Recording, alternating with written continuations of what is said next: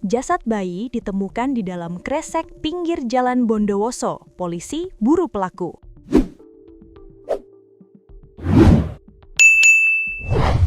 Warga desa Bandalan, Kecamatan Binakal, Kabupaten Bondowoso, digegerkan dengan penemuan jasad bayi yang dibungkus kantong kresek hitam di sebuah saung pinggir jalan, Kamis 16/3/2026 menjelang Lebaran.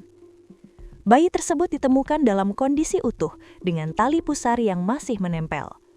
Penemuan ini menarik perhatian warga sekitar yang berkerumun di lokasi saat proses olah tempat kejadian perkara atau TKP berlangsung.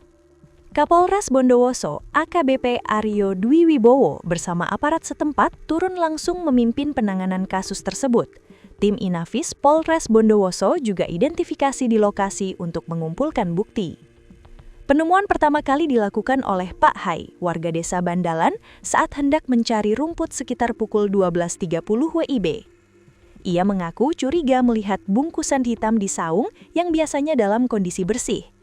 Karena penasaran, Pak Hai membuka bungkusan tersebut dan terkejut saat mengetahui isinya adalah bayi yang sudah tidak bernyawa. Kira-kira pas azan itu, ujar Pak Hai. Selain jenazah bayi, di dalam kresek juga ditemukan pakaian berupa baju putih dan celana hitam.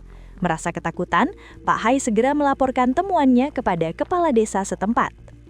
Kapolres Bondowoso, AKBP Aryo Dwi Wibowo menjelaskan, jasad bayi telah dibawa ke RS Bayangkara untuk dilakukan autopsi, guna memastikan penyebab kematian dan usia bayi secara pasti.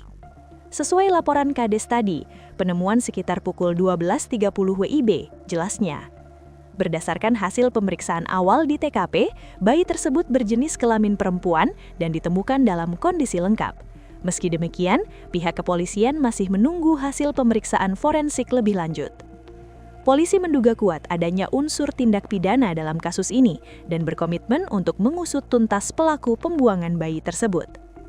Tentunya akan kita tindak lanjuti, kita telusuri, dan akan kita ungkap siapa pelaku di balik kejadian ini, tegas Kapolres.